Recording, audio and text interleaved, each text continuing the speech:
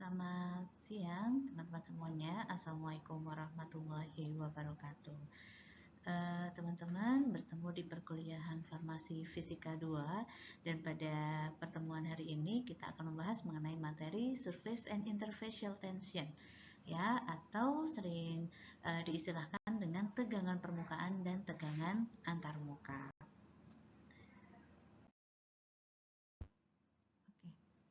Untuk topik bahasan yang akan kita pelajari bersama-sama ada beberapa poin ya teman-teman.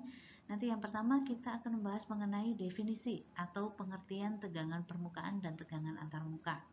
Yang kedua, kita akan mencoba berkenalan dengan tipe-tipe atau jenis-jenis tegangan permukaan dan antarmuka.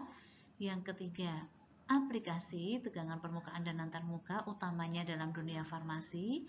Yang keempat, kita akan berbicara mengenai energi bebas permukaan atau surface free energy. Dan yang terakhir nanti pengaruh suhu terhadap tegangan permukaan dan antarmuka. Jadi ini beberapa sub bahasan yang akan kita diskusikan berkaitan dengan tema tegangan permukaan dan tegangan antarmuka.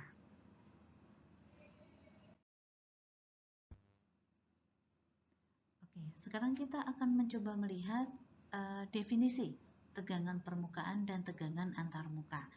Nah, silakan teman-teman melihat gambar yang ada di slide ini ya, teman-teman. Kita ke tegangan permukaan dulu.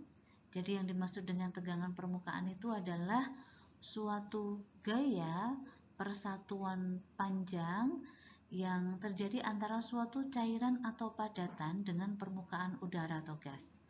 Sedangkan kalau tegangan antarmuka itu suatu gaya persatuan panjang yang terdapat pada antarmuka dua fase yang tidak saling bercampur, dengan catatan salah satu fase atau kedua fase itu bukan gas.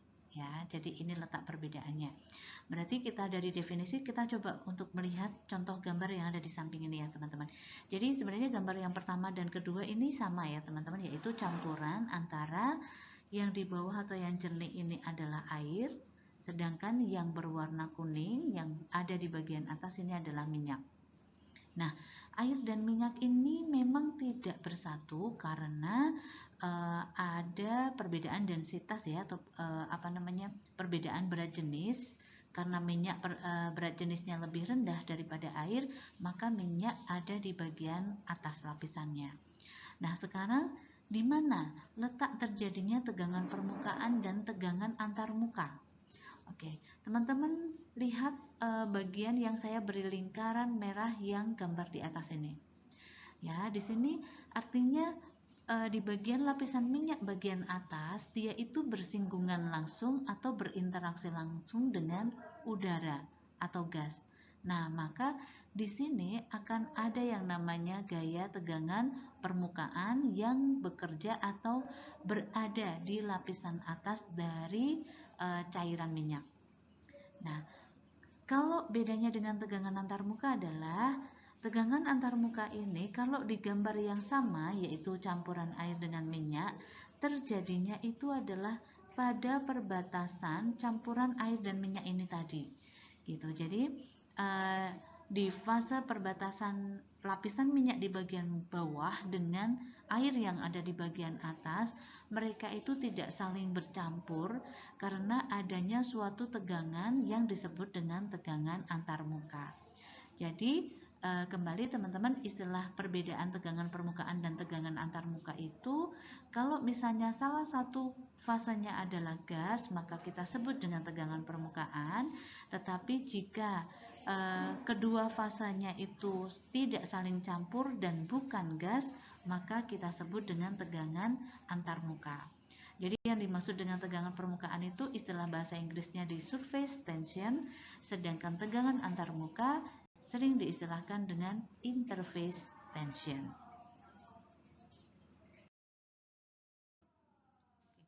Baik, setelah kita tadi memahami bersama-sama definisi dan contoh ya terkait dengan tegangan antarmuka dan tegangan permukaan, sekarang kita belajar mengenai tipe-tipe antarmuka atau tipe-tipe interface gitu.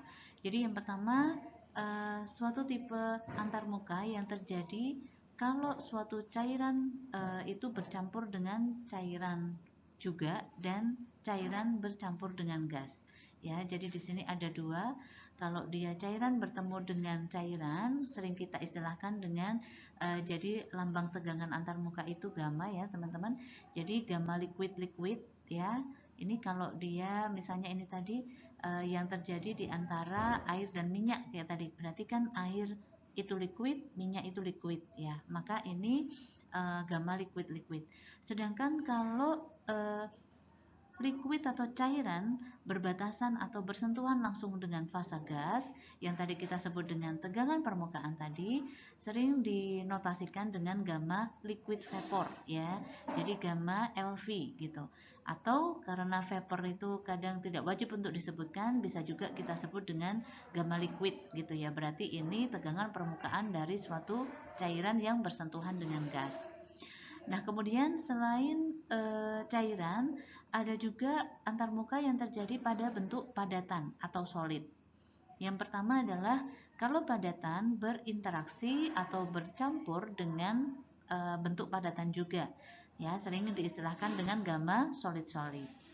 Sedangkan kalau padatan ini bersinggungan atau bertemu dengan cairan, jadi misalnya kita melarutkan suatu padatan ya atau mencampur suatu padatan dalam cairan, sering diistilahkan dengan gamma solid liquid gitu.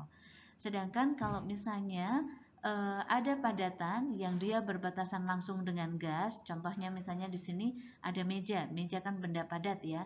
Kemudian di sekitar meja ini dia ada gas, sehingga permukaan bagian meja ini bersentuhan langsung dengan gas.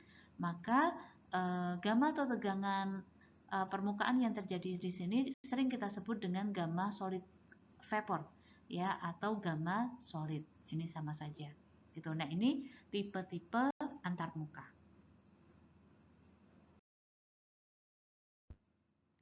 Baik, sekarang sebelum kita nanti akan melihat sebenarnya bisa terjadi suatu tegangan permukaan itu mekanismenya seperti apa, kita cari tahu dulu ya. Sebenarnya dengan belajar tegangan permukaan dan tegangan antarmuka ini, apa sih aplikasinya atau pentingnya dalam dunia farmasi ya teman-teman.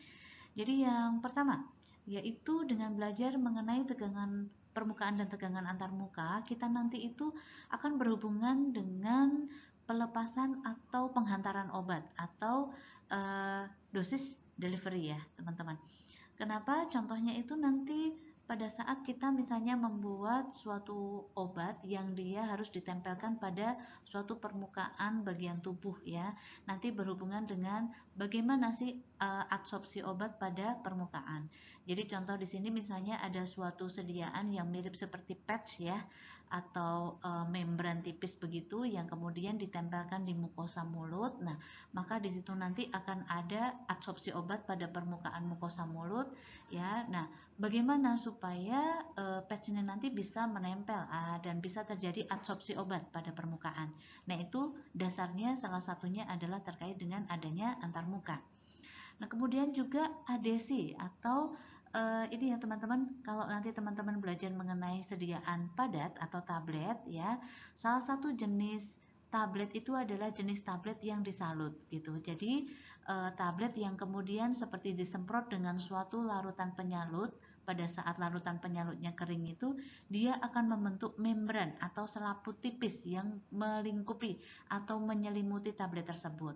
Nah, maka pada saat kita melakukan penyemprotan larutan penyalut ini akan ada suatu tegangan permukaan yang ada di permukaan tablet tersebut begitu. Sehingga kita harus belajar atau mencari cara untuk menurunkan tegangan permukaan supaya nanti lapisan penyalutnya ini bisa menempel pada tablet yang akan disalut. Seperti itu.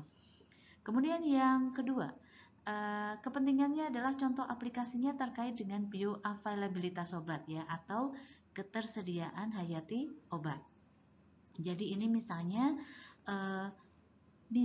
kita misalnya lihat contoh tablet patch ya, anti nyeri misalnya yang digunakan hanya ditempelkan di bagian kulit, tetapi kemudian si zat aktif obat itu nanti bisa berpermeasi begitu ya atau menembus lapisan kulit sehingga zat aktif obatnya itu bisa mencapai ke pembuluh darah. Nah, artinya di sini akan ada suatu mekanisme ya, salah satunya adalah terkait dengan sama antarmuka dan tegangan permukaan yang bekerja untuk bisa berkaitan dengan permeasi obat melalui membran biologi ini. Kemudian yang ketiga, dengan belajar antarmuka nanti kita akan mengetahui terkait dengan bagaimana memproses atau membuat suatu obat yang melibatkan tegangan antarmuka ya. Contohnya ini adalah misalnya pada pembuatan sediaan suspensi dan emulsi. Ya, jadi suspensi itu artinya zat aktif obatnya itu sukar larut dalam air.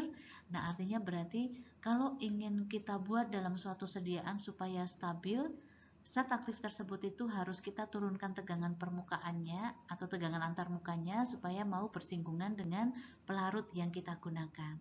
Sedangkan kalau emulsi di sini, kalau ini tadi dispersi padatan ya, serbuk atau padatan kristal di dalam suatu cairan atau pelarut, sedangkan kalau emulsi ini kita mendispersikan cairan di dalam cairan begitu. Nah, bagaimana cara kita memproses supaya bisa terbentuk suatu sediaan suspensi atau emulsi ini yang stabil seperti itu. Nah, ini melibatkan antarmuka dan tegangan permukaan seperti itu. Jadi teman-teman harus pahami ya bahwa dengan kita belajar ini itu ada kemanfaatan atau ada korelasinya dengan keilmuan yang kita pelajari yaitu dalam dunia farmasi begitu. Oke, selanjutnya kita coba melihat fenomena tegangan permukaan. Jadi, apa sih kejadian yang ada di sekitar kita yang menunjukkan bahwa ada fenomena terkait dengan tegangan permukaan ini? Teman-teman silahkan melihat ya gambar antara sisi kiri dengan gambar yang ada di sisi kanan. Ya, jadi kalau misalnya gambar yang di sisi kiri ini yang pertama adalah kalau kita mempunyai mainan karet begitu ya, bentuknya seperti bebek. Nah, kenapa pada saat dia diletakkan di atas air dia mengambang? Kemudian yang kedua adalah pada saat kita mencampur air dengan minyak, kenapa minyak itu ada di bagian atas gitu, bukan di bagian bawah. Kemudian yang ketiga, pada saat kita mempunyai bola ya, bola plastik begitu, pada saat itu kita letakkan di atas air, dia itu tidak tenggelam tetapi tetap berada di atas permukaan air. Nah, kalau fenomena yang ada di sebelah kiri ini memang kejadian alamiah yang disebabkan karena perbedaan berat jenis atau densitas. Sehingga karena densitas mainan karet ini, densitas minyak, densitas bola ini lebih kecil daripada air, ya berarti kalau ketiga benda ini ya kita letakkan di atas air, ya dia memang secara normal itu akan mengambang atau akan berada di bagian atas gitu. Nah, sekarang apa perbedaannya dengan gambar yang di sebelah kanan? Ya, jadi gambar di sebelah kanan ini ada hewan serangga yang dia itu berada di atas permukaan air, tetapi dia bisa tetap berada di atas, tidak tenggelam, begitu. Kemudian yang kedua, kalau kita meletakkan uang koin gitu ya di atas permukaan air, uang koin ini juga bisa berada di atas permukaan. Kalau yang ketiga ini yang kita letakkan di atas permukaan air ini bukan uang koin tapi logam. Pertanyaannya adalah serangga ini, uang logam dan besi ini ya teman-teman, itu adalah suatu benda yang secara densitas atau secara berat jenis itu lebih berat daripada air. Sehingga normalnya ketiga benda ini, baik serangga, uang koin maupun logam besi ini, itu kalau dimasukkan ke dalam air itu seharusnya dia tenggelam begitu. Tetapi kenapa bisa terjadi uang logam atau uang koin ya, kemudian logam besi paperclip dan serangga ini kemudian dia bisa berada di atas permukaan air tanpa tenggelam. Nah, ini berbeda ya, jadi bukan karena berat jenisnya lebih kecil. Kalau di gambar yang kiri tadi karena berat jenisnya lebih kecil, wajar kalau dia mengapung. Sedangkan kalau yang gambar di sebelah kanan ini berat jenisnya lebih besar daripada air. Tetapi kenapa bisa mengapung? Karena sebenarnya di atas permukaan air ini ada suatu gaya yang kita sebut tadi dengan tegangan permukaan. Nah, dengan adanya tegangan permukaan itu mampu menahan suatu benda yang berat jenisnya itu lebih besar daripada air untuk tetap berada di permukaan, tidak tenggelam. Seperti itu.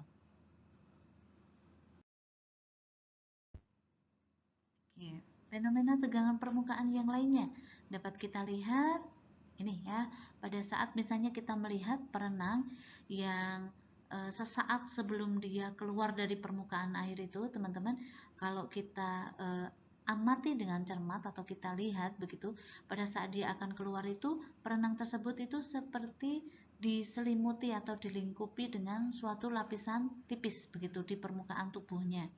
Nah, lapisan tipis ini menandakan bahwa di permukaan air tempat perenang itu berenang itu ada suatu tegangan permukaan kayak gitu. Kalau yang gambar kiri tadi yang saya jelaskan di slide selanjutnya ya. Jadi banyak sekali fenomena-fenomena yang kita dapati pada kehidupan kita sehari-hari yang menunjukkan memang betul ada suatu tegangan permukaan di air. Baik.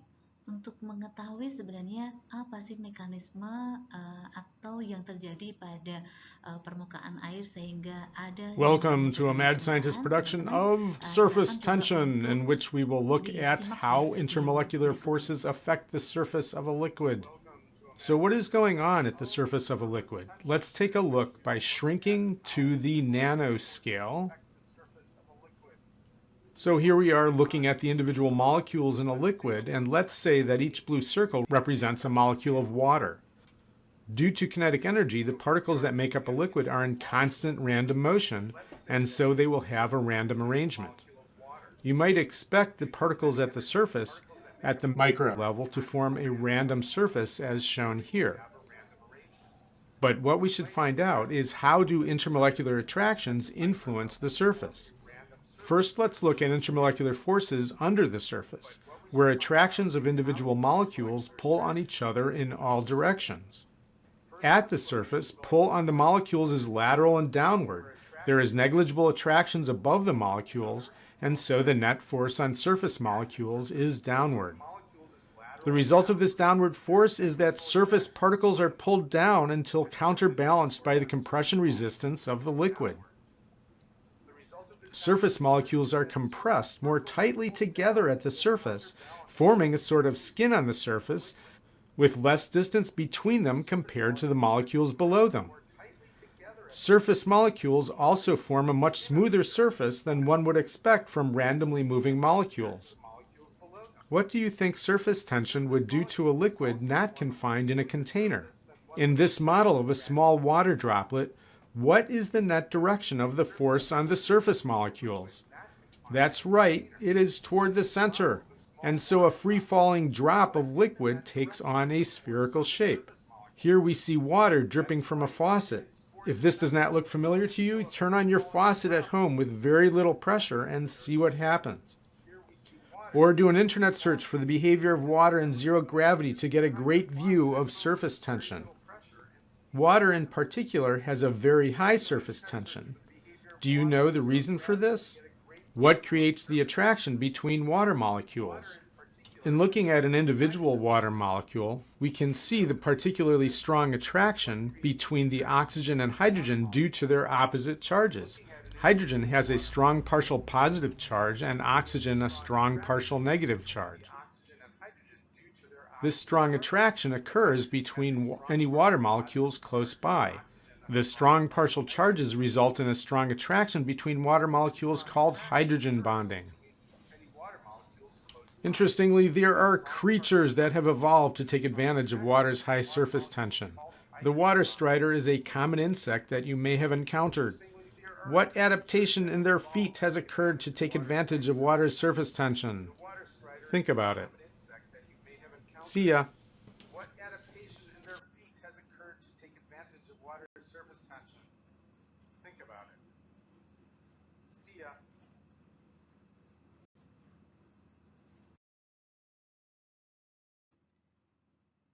Baik, setelah menyimak video penjelasan tadi, Coba ya saya capture beberapa potongan dari gambar video tadi ya teman-teman, untuk saya jelaskan kepada teman-teman. Jadi semisal kita mempunyai segelas air ya, jadi kalau kemudian kita lihat secara mikroskopik begitu ya, dalam skala nano, maka kurang lebih partikel-partikel air itu tergambar seperti yang ada di gambar yang kedua ini teman-teman. Jadi partikel air ini digambarkan dengan bulat-bulat yang berwarna biru-biru kecil ini, dan dia posisinya itu random atau bebas ya, tidak beraturan begitu. Beda dengan kalau kita berbicara benda padat ya. Kalau benda padat itu kan molekulnya dia itu strukturnya itu rapi atau padat. Nah, kalau benda cair itu kan dia random ya, posisinya itu random. Nah, ini yang terjadi di bagian bawah dari apa namanya, cairan. Nah, kita mungkin membayangkan di bagian atau lapisan atas dari cairan ini itu mempunyai gambar yang sama gitu ya. Jadi kurang lebih seperti ini kalau digambarkan bentuknya ya, seperti tidak merata begitu. Tetapi sekarang kita coba perhatikan sebenarnya apa yang terjadi pada molekul-molekul air. Kita menyoroti molekul air yang berada di bagian bawah dulu gitu. Jadi molekul air yang ada di bagian bawah itu, antar molekulnya itu saling terjadi gaya tarik menarik ya. Jadi misalnya molekul yang ini dia menarik molekul ke arah atas, ke arah kanan, ke arah kiri, ke arah bawah. Jadi ke segala arah. Terjadi suatu gaya tarik menarik yang seimbang begitu. Sehingga apa? Sehingga di sini partikelnya itu cenderung dia itu memiliki tadi ya suatu ikatan atau intermolecular attraction yang dia itu berada ke segala arah gitu. Karena apa? Untuk mencari suatu kesetimbangan istilahnya. Nah, pertanyaannya adalah bagaimana yang terjadi dengan molekul air ini yang berada di bagian permukaan. Nah, di bagian permukaan itu dia itu kan mempunyai atau ada molekul air yang lainnya itu berada posisinya hanya ada di samping kanan dan kiri dan ke arah bawah begitu. Sehingga apa? Bagian atas dia sebenarnya mempunyai gaya untuk ke atas, tetapi di atas itu tidak ada molekul air begitu. Sehingga kemudian apa yang terjadi? Untuk mengimbangi gaya intermolekuler ini, gaya yang di bagian atas itu kemudian dia tarik ke arah bawah seperti itu. Nah, selanjutnya oke.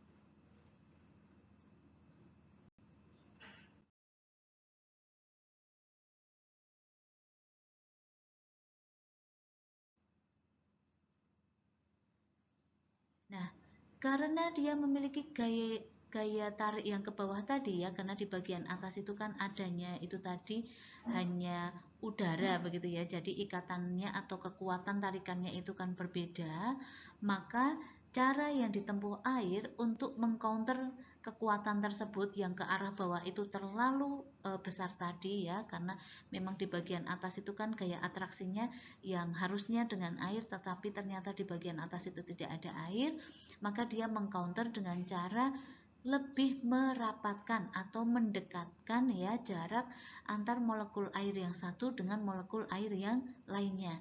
Jadi di sini teman-teman bisa melihat perbedaannya ya. Ya, jadi jaraknya menjadi lebih rapat dan dia menjadi lebih teratur seperti itu karena mengkonter gaya yang ke bawah tadi gitu.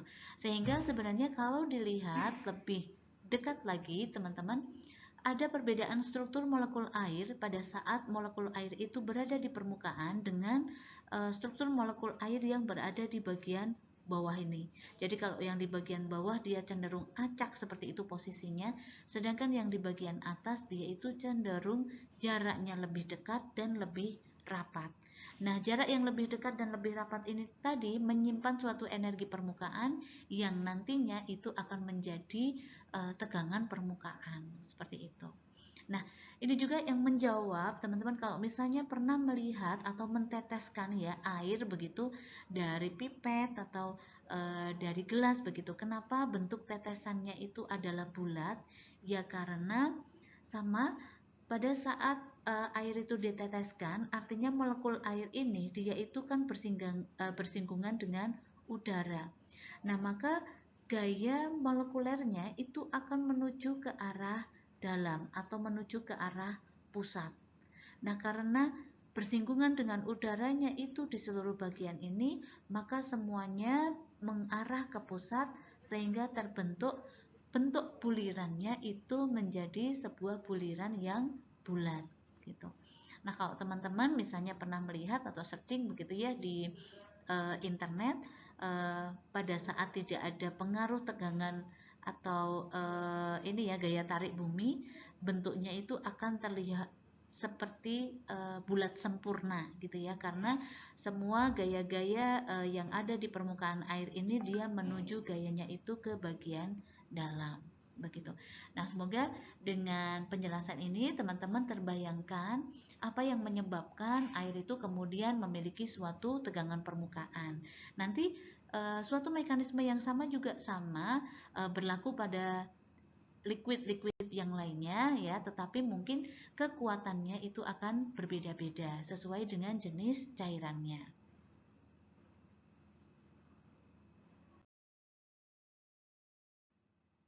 Oke, jadi kurang lebihnya kalau kita rangkum ya teman-teman, tegangan permukaan terjadi karena permukaan zat cair cenderung mengalami gaya kohesi ke samping dan ke bawah, sehingga permukaannya menjadi menegang dan permukaannya itu akan tampak seperti selaput tipis. Nah, fenomena inilah yang kemudian kita kenal dengan fenomena tegangan permukaan. Nah, jika kita meletakkan suatu benda di atas lapisan tersebut yang memiliki tegangan permukaan ini, maka akan ada gaya yang timbul untuk menopang benda tersebut ke atas, dan dalam hal ini gaya tersebut dapat disebut dengan tegangan permukaan. Jadi, fenomena yang menjelaskan kenapa benda yang berat jenisnya lebih besar daripada air itu dia bisa berada di lapisan atas permukaan air tidak tenggelam dikarenakan ada gaya tegangan permukaan yang bisa menopang benda tersebut itu tadi gitu.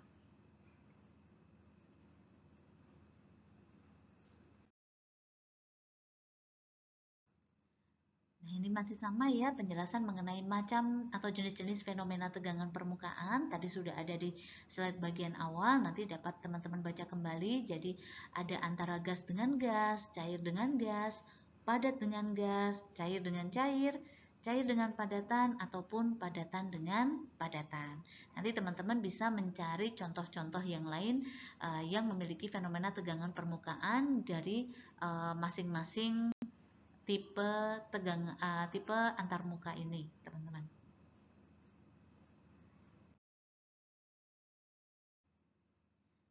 Oke, jadi sekarang ke interfacial tension atau tegangan antarmuka tadi, semoga sudah semakin jelas. Kalau tegangan antarmuka berarti terjadinya antara dua bahan atau dua fasa yang tidak saling bercampur, tetapi salah satu atau kedua fasanya itu tidak boleh gas atau bukan udara. Nah, ini unit atau satuan untuk menyebut gamma atau tegangan permukaan itu dynes ya, teman-teman, dine ya per sentimeter. Begitu. Jadi ini yang mungkin gambar yang menggambarkan perbedaan kohesi, adhesi dan surface tension. Jadi kalau kohesi itu berikatan karena mereka saling suka istilahnya gitu ya, memiliki atraksi atau memiliki ikatan karena memang mereka memiliki kekuatan untuk atau kesukaan yang sama. Kalau adhesi ini ikatan antara dua jenis zat yang berbeda atau dua molekul zat yang berbeda.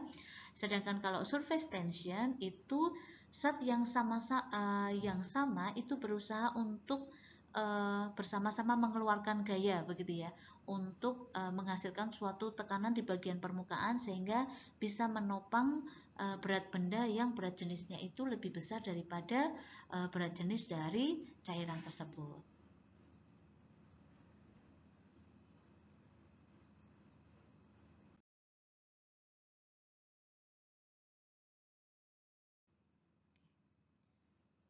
Selanjutnya teman-teman di sini tampak tabel beberapa nilai tegangan permukaan dan nilai tegangan antar muka melawan air, itu maksudnya jika dia berbatasan dengan air ya teman-teman. Jadi misalnya tegangan di permukaan air itu kalau berbatasan dengan gas itu 72,8 Dyn, kemudian gliserin itu 63,4 ya. Dan yang lainnya nanti teman-teman bisa lihat. Dan kalau dilihat tegangan permukaan air ini memiliki nilai yang paling besar jika dibandingkan dengan tegangan permukaan dari liquid atau cairan yang lainnya. Sedangkan kalau antara air dicampur dengan atau disatukan ya dengan berbagai macam cairan yang lainnya.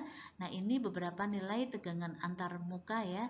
Misalnya dicampur dengan air raksa, nah nanti tegangan antar muka air dan raksa itu 375 Dyn per centimeter misalnya. Dan seterusnya dapat teman-teman lihat di tabel yang sebelah kanan. Nah, ini yang mungkin menggambarkan saja, kembali mengingatkan teman-teman, misalnya kita punya minyak zaitun ya, kemudian di bawahnya itu ada air. Nah, maka tegangan permukaan minyak zaitun ini ya berarti ini bagian atas ya. Minyak zaitun ini kan berbatasan dengan air. Nilainya 35,8 Dyn per centimeter. Tapi kalau minyak zaitun ini kita campurkan dengan air, tadi secara alamiahnya minyak zaitun karena densitasnya lebih kecil, dia berada di atas, sedangkan air berada di bawah, dan di antara perbatasan minyak dan air ini terjadi suatu gaya yang kita sebut dengan tegangan antarmuka tadi. Nah, nilainya itu adalah 22,9 Dyn per centimeter.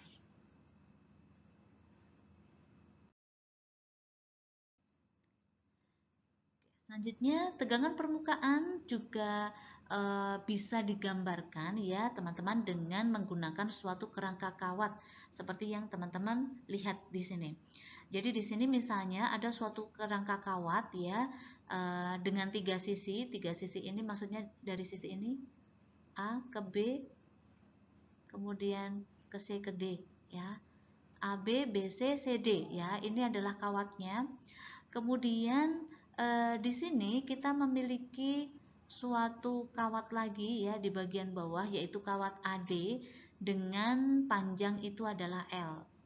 Nah, kemudian misalnya di antara segi 4 ini ya, di antara A, B, C, dan D ini, di sini ada gelembung sabun misalnya teman-teman. Jadi gelembung sabun di sini menggambarkan ada suatu tegangan permukaan dari selaput sabun. Kemudian besi atau ini ya batangan ini tadi yang AD ini tadi itu sebenarnya bisa kita tarik ke arah bawah dengan gaya tertentu sampai dengan selaput sabunnya itu nanti kemudian menjadi pecah ya atau rusak ya. Nah, maka gaya yang dibutuhkan untuk memecahkan selaput sabun ini tadi, nah itulah nilai tegangan permukaannya seperti itu. Jadi gambaran atau cara untuk mengukur suatu tegangan permukaan nanti salah satunya kita bisa dengan menggunakan teknik ini.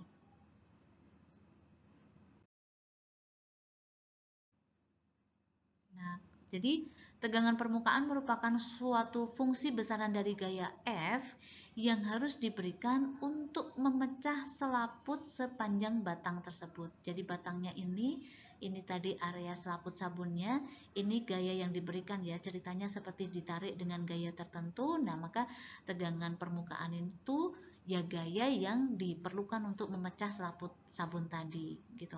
Sehingga dengan pengertian itu teman-teman dapat diturunkan rumus begitu untuk menghitung suatu tegangan permukaan ya atau gamma ini yaitu dengan rumus F per 2L ya. Jadi F itu adalah gamma itu tegangan permukaan, F itu gaya yang dibutuhkan, kemudian L itu panjang kawatnya. Dan di sini contohnya dalam satuan meter misalnya gitu. Nah, untuk F atau gaya permukaannya itu nanti bisa dihitung dengan M dikalikan dengan A. M ini adalah massa, kemudian A ini adalah percepatan gravitasi bumi, bisa menggunakan satuan 981 cm per second atau 9,8 meter per second kuadrat. Gitu.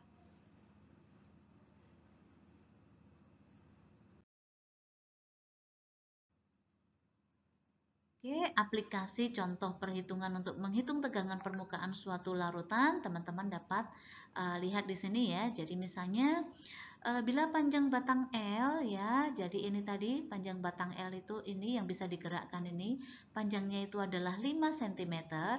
Kemudian massa yang dibutuhkan untuk memecah selaput sabun adalah 0,50 gram. Jadi massa ini ya, massa ini menggambarkan nanti representatif gaya. Massanya ini adalah 0,50 gram. Maka pertanyaannya di sini sebenarnya berapa sebenarnya tegangan permukaan dari larutan sabun tersebut gitu. Nah, ini dapat kita hitung. Yang pertama adalah rumusnya tadi gamma itu F per 2L. Lah, F tadi itu dapat kita hitung rumusnya dengan M kali A ya. Sehingga F ini M tadi adalah 0,50 gram ya. Kemudian A itu adalah gaya gravitasi bumi tadi, misalnya kita menggunakan karena di sini panjangnya adalah 5 cm ya teman-teman, maka untuk menyamakan satuan kita gunakan A-nya atau gaya gravitasi buminya itu yang satuan cm, 981 cm per detik.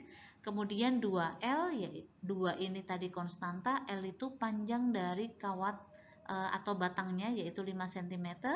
Kita masukkan semuanya ke rumus. Setelah kita hitung ketemu 49 Dyn per cm. Jadi dalam kasus ini tegangan permukaan dari selaput sabun tadi ketemu 49 Dyn per cm gitu. Nah, semoga nanti bisa dibaca atau diperhatikan kembali teman-teman contoh perhitungan untuk menghitung tegangan permukaan ini. Nanti kalau ada pertanyaan bisa disampaikan ya teman-teman ya.